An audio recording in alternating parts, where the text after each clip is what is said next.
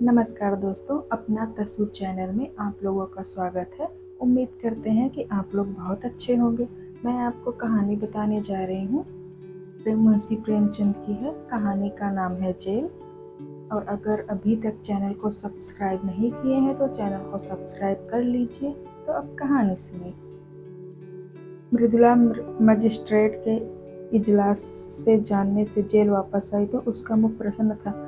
बरी हो जाने की गुलाबी आशा उसके कपोलों पर चमक रही थी। उसे देखते ही राजनैतिक कैदियों ने एक निरोह के घेर लिया और पूछने लगी, कितने दिन की हुई?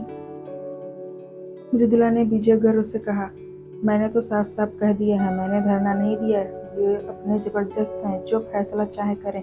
न मैंने किसी को रोका है, न पकड़ा है, न धक्का दिया, न किसी को आरजू मिन्नत की है कि कोई ग्राहक मेरे सामने आया ही नहीं।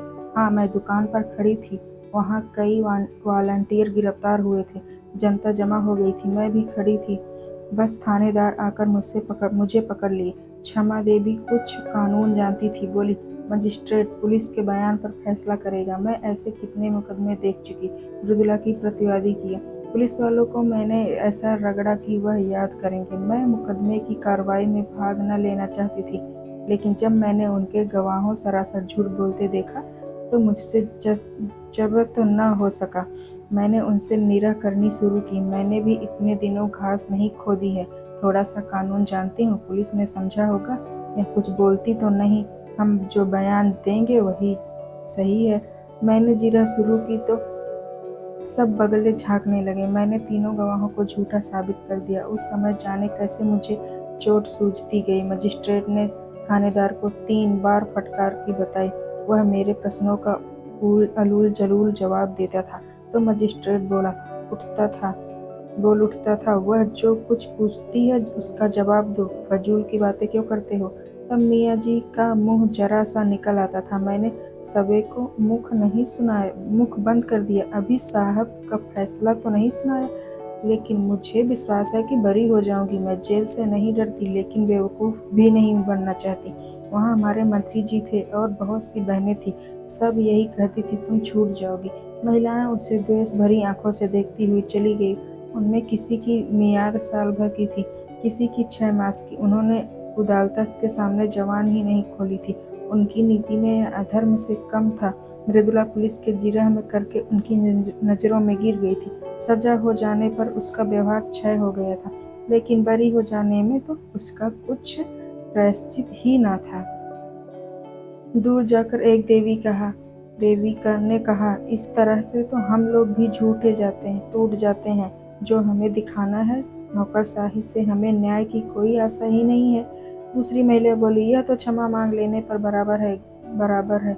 गई तो थी धरना देने, यह दुकान पर जाने काम क्यों? क्या था, वॉलंटियर गिरफ्तार हुए आपकी बला से, आप वहाँ क्यों गई? मगर आप कहती हैं मैं धरना देने गई ही नहीं। यह क्षमा मांगना हुआ साफ। तीसरी देवी मुंह बनाकर बोली, जेल में रहने के लिए बड़ा कलेजा चाहिए। उस वक्त तो वाह लूटने के लिए आ गई, अब रोना आ रहा है। ऐसी स्त्रियां तो राष्ट्रीय कामों में नगीच में ही आना चाहिए। आंदोलन को बदनाम करने से क्या फायदा।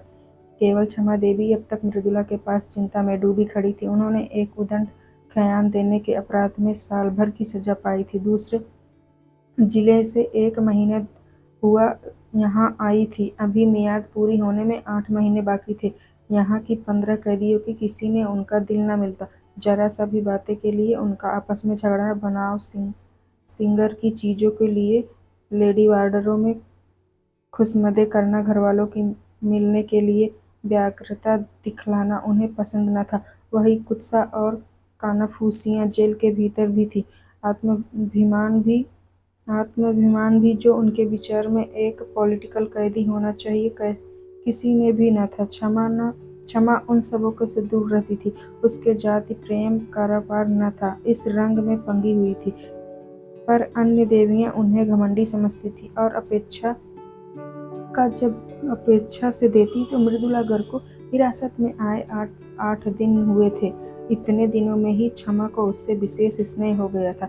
मृदुला ने वह संकीर्णता और ईर्ष्या न थी, न निंदा करने की आदत, न श्रृंगार की धनु, न भद्दी दिल्लगी का शौक। उसके हृदय में करुणा थी, सेवा का भाव था, देश का अनुराग क्षमा था। इसके साथ 6 महीने आनंद से कट जाएंगे, लेकिन दुर्भाग्य यहाँ भी उसके पीछे पड़ा हुआ है। कल मृदुला यहाँ से चली जाएगी, फिर अकेली हो जाएगी। यहाँ ऐसा कौन है जिसके साथ घड़ी भर बैठकर अपना दुख दर्द सुनाएगी, देश चर्चा करेगी। यहाँ तो सभी के मिजाज आसमान पर हैं। मृदुला ने पूछा, तुम्हें तो अभी 8 महीने बाकी हैं बहन। क्षमा से हिरासत के साथ है, कहा किसी न किसी तरह कट ही जाएगी बहन, पर तुम्हारी याद बराबर सताती रहेगी। इसी 1 सप्ताह के अंदर तुमने मुझ पर न जाने क्या जादू कर दिया। जब से तुम आई हो मुझे जेल मालूम नहीं होता। कभी कभी मिलती रहना। मृदुला ने देखा क्षमा की आंखों डबडबाई हुई थी। ढाढ़सा देती हुई बोली, जरूर मिलूंगी दीदी, मुझसे तो खुद न रहा जाएगा। भान को भी लाऊंगी, कहूंगी चल तेरी मौसी आई है, मुझे बुला रही है, दौड़ा हुआ आएगा। अब तुमसे आज कहती हूँ बहन, मुझे यहाँ किसी की याद थी तो भाना थी। बेचारा रोया करता था, मुझे देखकर रूठ जाएगा। तुम कहाँ चली गई, मुझे छोड़कर क्यों चली गई? जाओ, मैं तुमसे बोलूंगा। नहीं बोलता, तुम मेरे घर से निकल जाओ, बड़ा शैतान है बहन। क्षण भर निचला नहीं बैठता, सवेरे उठते ही गाता है, जन्नता उठते लाए आमला, छोलजा का मंदिर जेल में है। जब एक झंडी कंधे पर रखकर कहता है, ताली छलाप पानी हलाम है तो देखते ही बनता है। बाप तो कहता है तुम गुलाम हो, वह एक अंग्रेजी कंपनी में है। बार बार इस्तीफा देने का विचार करके रह जाते हैं, लेकिन गुजर बसर के लिए कोई उद्यम करना ही पड़ेगा। कैसे छोड़े, वह तो छोड़ बैठे होते। तुमसे सच कहती हूँ, गुलामी से उन्हें घृणा है, लेकिन मैं ही समझाती रहती हूँ। बेचारा कैसे दफ्तर जाते होंगे, कैसे भान को संभालते होंगे। सास जी के पास तो रहते ही नहीं, बस वह बेचारी बूढ़ी उसके साथ कहाँ कहाँ दौड़ जाती है कि मेरी गोद में दबक कर बैठे रहे। और भान को तो गोद में चिढ़ होती है। अम्मा मुझ पर बहुत बिगड़ती हैं, बस यही डर लगा रहता है मुझे देखने में बार बार भी नहीं आए। कल अदालत में बाबूजी मुझसे कहते थे, तुमसे बहुत खपा है। 3 दिन तक वो दाना पानी छोड़ रही हैं। इस छोकरी ने कुल मरम्मत डुबा दी है, खानदान में दाग लगा दिए। कल मुही न जाने क्या क्या बकती है। उनकी बातों को बुरा नहीं मानती, पुरानी जमाने की हैं। उन्हें कोई चाहे कि आकर न लोगों को मिल जाए तो उनसे अन्याय है। चल कर मनाना पड़ेगा। बड़ी मिन्नतों से मानेगी। कल ही कथा होगी, देख लेना। ब्राह्मण आएंगे तो बिरादरी जमा होगी। जेल प्रायश्चित करना ही पड़ेगा। तुम हमारे घर 2-4 दिन रहकर तब बहन मैं आकर तुम्हें ले आऊंगी। क्षमा आनंद में इन प्रसंगों से वंचित विधवा है। अकेली जलियांवाला बाग में उसका सर्वस्व लुट चुका है। पति और पुत्र दोनों ही आहूत जा चुकी है। अब कोई ऐसा नहीं जिसे वह अपना कह सके। अभी उसका हृदय इतना विशाल नहीं हुआ है कि प्राणी मात्र को अपना समझ सके। इस 10 वर्षों में उस व्यक्ति हृदय जाति सेवा में धर्म और शांति खोज रहा है। जिन कारणों से उनके बसे हुए घर उजाड़ दिए, उसकी गोद सूनी कर दी, उनके कारणों के अंत में उनके मिटाने वह जी न जाने लगी हुई थी। बड़े से बड़े बलिदान तो वह पहले ही कर चुकी थी। अब अपने हृदय के सिवा उसके पास होम करने को और क्या रह गया था? और औरों के लिए जाति सेवा सभ्यता का एक संस्कार है या यशोपार्जन का एक साधन? क्षमा के लिए तो यह तपस्या ही थी, और यह नारीत्व के सारी शक्ति और श्रद्धा के साथ उसकी साधना में लगी हुई थी। लेकिन आकाश में उड़ने वाले पक्षी को भी तो अपने बसेरे की याद आती है। क्षमा के लिए वह आश्रय कहाँ? यही वह अवसर थे जब क्षमा भी आत्मा संवेदना के लिए आकुल हो जाती थी। यहाँ मृदुल को पाकर वह अपने को धन्य मान रही थी, पर यह छाह भी इतनी जल्दी हट गई। क्षमा के व्यक्ति ने कंठ से कहा, यहाँ से जाकर भूल जाऊंगी मृदुला। तुम्हारे लिए तो रेलगाड़ी का परिचय है और मेरे लिए तुम्हारे वादे और परिचय वादे। कभी भेंट हो जाए तो यहाँ तो पहचानोगी कि नहीं? हाँ, या जरा मुस्कुरा कर नमस्ते करती हुई अपनी राह चली जाओगी। यही दुनिया का दस्तूर है। अपने रोने से छुट्टी नहीं मिलती। दूसरों के लिए क्यों रोए? तुम्हारे लिए तो मैं कुछ नहीं की थी। मेरे लिए तुम बहुत अच्छी हो, मगर अपने प्रियजनों में बैठकर कभी कभी इस अभाग्नि को जरूर याद कर लिया करना। भिखारी के लिए चुटकी भर आटा ही बहुत है। दूसरे दिन मजिस्ट्रेट ने फैसला सुना दिया। मृदुला बरी हो गई। संध्या का समय अब वह बहनों के गले मिलकर रो रुलाकर चली गई, मानो मौके से विदा हो गई। 3 महीने बीत गए पर मृदुला का एक बार भी न आई और कैदियों मिलने वाले आते रहते थे। किसी किसी के घर के खाने पीने की चीजें और सौगातें आती जाती थी, लेकिन क्षमा का पूछने वाला कोई नहीं था। हर महीने में अंतिम रविवार को प्रातःकाल से ही मृदुल की बाट जोहने लगती थी। जब मुलाकात का समय निकल जाता था तो जरा देर रोकने का समझ लेती थी। जमाने का यही दस्तूर है। एक दिन शाम को क्षमा संध्या करके उठी तो देखा मृदुला सामने चली आ रही है। वह रूप रंग न वही क्रांति दौड़कर उसके गले से लिपट गई और रोती हुई बोली, यह तेरी क्या दशा है मृदुला? सूरत ही बदल गई है। क्या बीमार है क्या? मृदुला की आंखों में आंसुओं की झाड़ी लगी थी। बोली, बीमार तो नहीं हूँ बहन, विपत्ति से बंधी हुई हूँ। तुम मुझे खूब कोस रही होगी। उन सारी ठुर्राइयों की प्रायश्चित करने आई हूँ और यही सब चिंताओं में मुक्त होकर आया हूँ। क्षमा काँप उठी। अस्तबल की गहराइयों से एक लहर सी उठती हुई जान पड़ी, जिसमें उनका अपना अतीत जीवन टूटा हुआ नौकाओं की शांति उतरता हुआ दिखाई दिया। रूधे हुए कंठ से बोली, कुशल तो है बहन? इतनी जल्दी तुम यहाँ फिर क्यों आ गई? अभी तो 3 महीने भी नहीं हुए। मृदुला मुस्कुराई, पर उसकी मुस्कुराहट में रुदन छिपा हुआ था। फिर बोली, अब सब कुशल है बहन, सदा के लिए कुशल है, कोई चिंता की नहीं है। यही अब यहाँ जीवन पर्यंत रहने के लिए तैयार हो। तुम्हारे स्नेह और कृपा का मूल्य अब समझ रही हूँ। उसने एक ठंडी सांस ली और सजल नेत्रों से बोली, तुम्हें बाहर की खबरें क्या मिली होगी? परसों शहरों में गोलियां चली। देहातों के आजकल संगीनों में नोक पर लगने वाले वसूल किया जा रहा है। किसानों के पास रुपए हैं, नहीं दे तो कहाँ से दें? अनाज का भाव दिन ब दिन गिरता जा रहा है।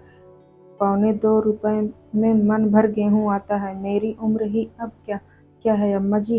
कहती हैं कि अनाज इतना सस्ता कभी नहीं था। खेत की उपज से बीजों तक के दाम नहीं आते। मेहनत और सिंचाई, इसके ऊपर गरीब किसान लगान कहाँ से दे?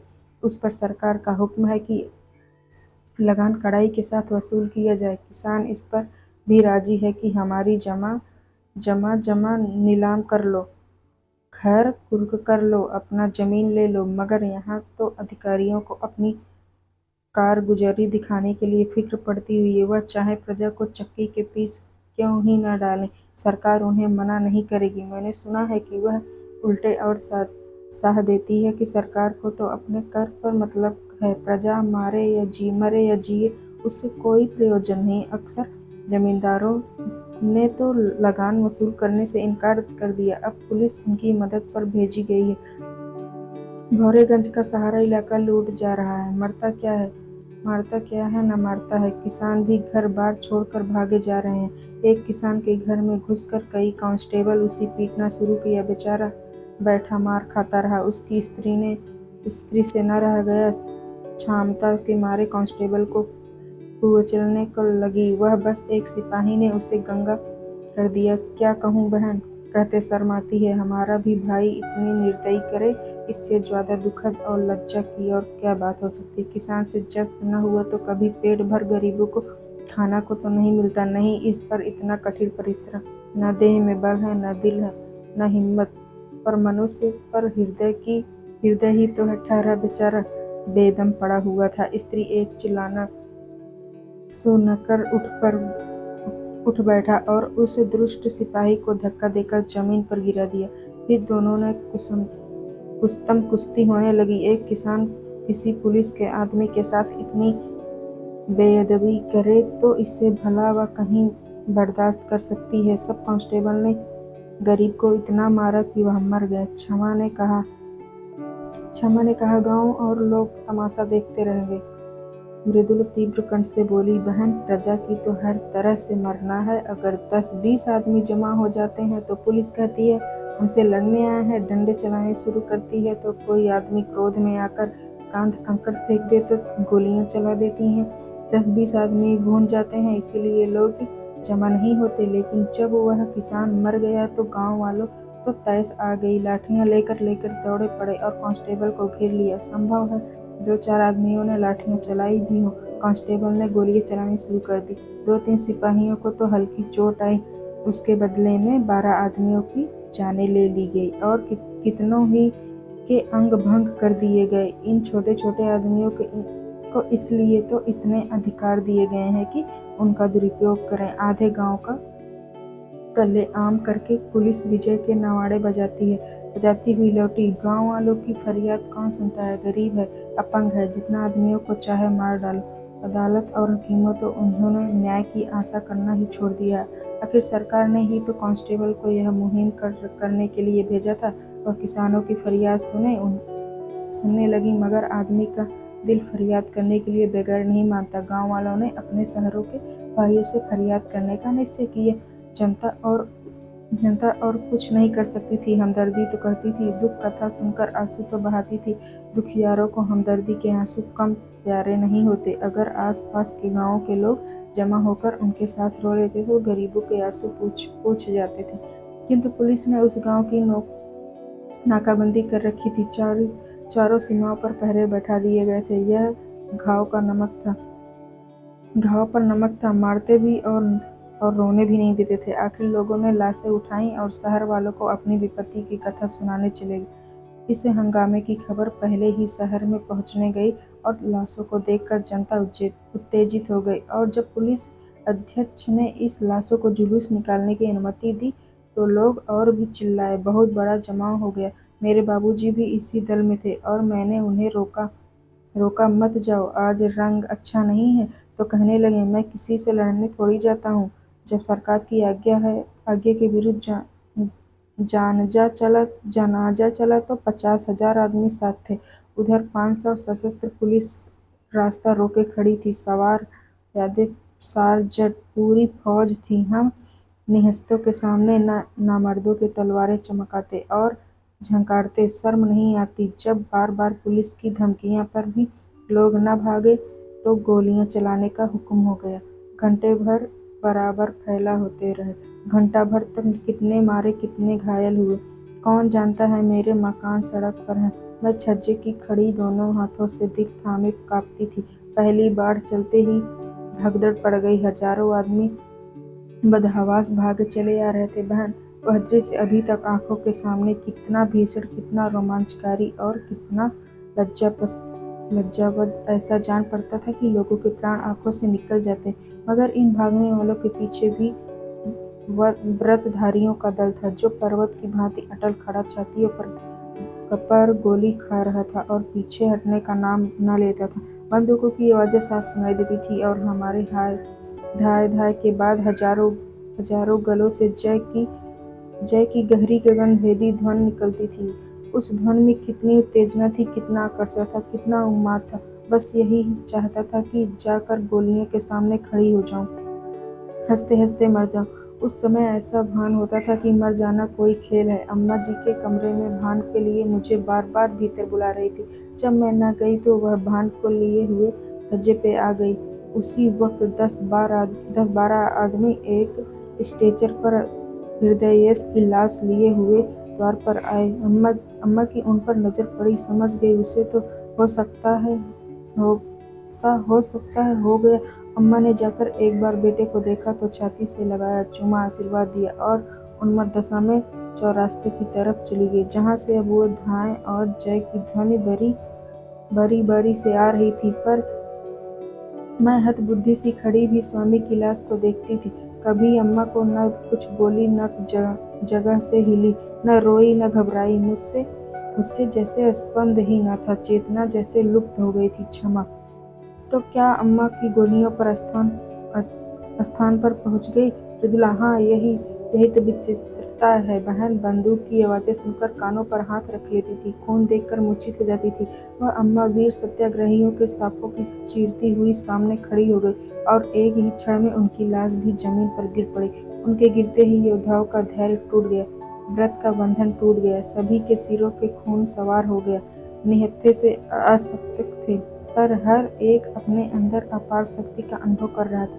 पुलिस पर धावा कर दिया। सिपाहियों ने इस बाढ़ को आते देखा तो होश होश जाते रहे, जाने लेकर भागे, मगर भागते हुए गोलियां चलाते जाते। भान छज्जे पर खड़ा था, न जाने किधर से एक गोली आकर उसकी छाती में लगी। मेरा लाल वहीं गिर पड़ा, सांस तक न ली, मगर मेरी आंखें में अब तक आंसू नहीं थे।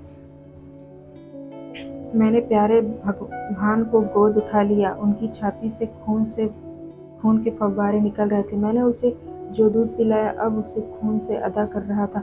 उसके खून के कपड़े पहने हुए मुझे वह नशा हो रहा था जो शायद उसके विवाह में गुलाल से तब रेशमी कपड़े पहनकर भी न होता। लड़कपन में जवानी और मौत, तीनों मंजिलें एक ही हिचकी में तमाम हो गई। मैंने बेटे को बाप की गोद में लेटा दिया। इतने में कोई स्वयं अम्मा जी को भी ले आए। मालूम होता है लेटी हुई मुस्कुरा रही हैं। मुझे तो रोकती रहती थी और खुद इस तरह जाकर आग में कूद पड़ी, मानो वह स्वर्ग का मार्ग हो। बेटे के लिए जीती थी, बेटे के लिए अकेला कैसे छोड़ती थी। जब नदी के किनारे तीनों लाशें एक ही चिता में रखी गई, तब मेरा सकता हुआ टूट होश गया। एक बार जी में आया चिंता में जा बैठूं, सारा कुनबा एक साथ ईश्वर को दरबार में जा पहुंचे। लेकिन फिर सोचा, तूने अभी ऐसा कौन काम किया है जिसके इतना ऊंचा पुरस्कार मिले। बहन, चिंता का लपटों में मुझे ऐसा मालूम हो रहा था कि अम्मा जी सचमुच भान को गोद में लिए बैठी मुस्कुरा रही हैं और स्वामी जी खड़े हैं, मुझसे कह रहे हैं, तुम जाओ और निश्चित होकर काम करो। मुझ पर कितना तेज था रक्त, और अग्नि भी देवता बसते हैं। मैंने सिर उठाकर देखा, नदी के किनारे न जाने कितनी चिताएं जल रही थी। दूर से वह चितवाली ऐसी मालूम होती थी मानो देवता ने भारत का भाग्य गढ़ने के लिए भट्टियां जलाई हों। जब चिंताएं राख हो गई तो हमें लोगों को लौट लेने के उस घर जाने की हिम्मत न पड़ी। मेरे लिए अब वह घर नहीं था।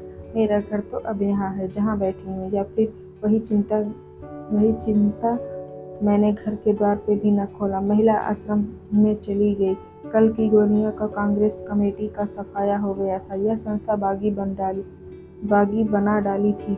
उसके दफ्तर पर पुलिस ने छापा मारा और उस पर अपना ताला डाल दिया। महिला आश्रय पर भी हमला हुआ, उस पर अपना ताला डाल दिया। अब हमने एक वृक्ष की छांव में अपना नया दफ्तर बनाया और स्वच्छता के साथ काम करते रहे। यही यहाँ दीवारों में हमें कैद कर सकती है। हम भी वही वायु के सामने मुक्त थे।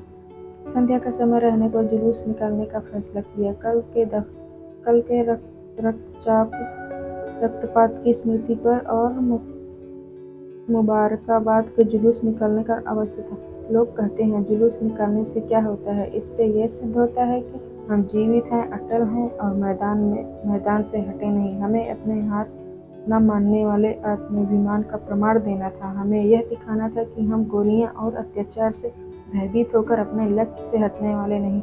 हम उस व्यवस्था के अंत करके रहेंगे जिसका आधार स्वार्थपरत और खून पर है। उधर पुलिस ने जुलूस को रोककर अपनी शक्ति और विजय का प्राण देने अवश्य समझा। शायद जनता को धोखा हो गया कि कल की दुर्घटना नौकरशाही का नैतिक ज्ञान जागृत कर दिया। इस धोखे को दूर करने से अपना कर्तव्य समझ वह यह दिखा देना चाहती थी कि हम तुम्हारे ऊपर शासन करेंगे, तुम्हारी खुशी या नाराजगी भी हमें परवाह नहीं है। जुलूस निकालने की मनाही हो गई। जनता को चेतावनी दी गई कि खबरदार, जुलूस में न आना, नहीं तो दुर्गति होगी। इसका जनता ने वह जवाब दिया जिससे अधिकारियों की आंखें खुली की खुली रह गई। संध्या समय 50,000 आदमी जमा हो गए। आज का नेतृत्व मुझे सौंपा गया था। मैंने अपने हृदय में एक विचित्र बल उत्साह का अनुभव कर रही थी। एक अबला स्त्री जिसे संसार में कुछ नहीं ज्ञान, जिसे कभी घर से बाहर पाँव नहीं निकाला, आज अपने प्यारों के उत्सर्ग की बदौलत उसे महान पद पर पहुंचा गई, जो बड़े बड़े अफसरों को भी, बड़े से बड़े महाराजाओं को भी प्राप्त नहीं। मैं इस समय जनता के हृदय पर राज कर रही थी। पुलिस अधिकारियों की इसलिए गुलामी करती थी कि उससे वेतन मिलता है। पेट की गुलामी उससे सब कुछ करवा लेती है। महाराजा का हुक्म लोग इसलिए मानते हैं कि उससे उपकार की आशा या हानि का भय होता है। यह अपार जन समूह क्या मुझसे किसी फायदे की आशा रखता है? उसे मुझसे किसी हानि या भय का था? कदापि नहीं। फिर भी वह कड़े से कड़े हुक्म को मानने के लिए तैयार था, इसीलिए कि जनता बलिदानों का आदर करती है, इसीलिए कि उनके दिलों में स्वाधीनता की जो तड़प थी, गुलामी की जंजीरों से तोड़ देने की जो बेचैनी थी, उस तड़प और बेचैनी की संजीव मूर्ति समझ जा रही थी। निश्चित समय पर जुलूस ने प्रस्थान किया। उसी वक्त पुलिस ने गिरफ्तारी का वारंट दिखाया। वारंट देखते ही तुम्हारी याद आ गई। अब मुझे तुम्हारी जरूरत थी। उस वक्त तुम मेरी हमदर्दी की भूखी थी। अब मैं तुम्हारी सहानुभूति और भिक्षा मांग रही हूँ, मगर मुझसे अब लेस मात्र की दुर्बलता नहीं है। मैं चिंताओं में मुक्त हूँ। मजिस्ट्रेट जो कठोर से कठोर दंड प्रदान करें, उसका स्वागत करूंगी। अब मैं पुलिस के किसी अपेक्षा का असत्य आरोपण के प्रतिपादन न करूंगी, क्योंकि मैं जानती हूँ मैं जेल के बाहर रहकर जो कुछ कर सकती हूँ, जेल के अंदर रहकर उससे कहीं ज्यादा कर सकती हूँ। जेल के बाहर भूल की संभावना है, बहकने का भय है, समझौता का स्पर्धा की चिंता है। जेल में सम्मान और भक्ति एक रेखा है, जिसके भीतर शैतान कदम नहीं रख सकता। मैदान में जलता हुआ अलाव वायु में अपनी उत्सुकता को देखता है, लेकिन इंजन में बंदों में होकर वही आग संचालक शक्ति का अखंड भंडार बन जाती है। अन्य देवियां भी आ पहुंची और मृदुला सबसे गले मिलने लगी। फिर भारत माता की जय की ध्वनि जेल की दीवारों में चिरती हुई आकाश में जा पहुंची। Thank you for listening to me. कहानी अच्छी लगी हो तो कमेंट में जरूर बताएं, और अभी तक चैनल को सब्सक्राइब नहीं किए हैं तो चैनल को सब्सक्राइब कर लीजिए। Thank you.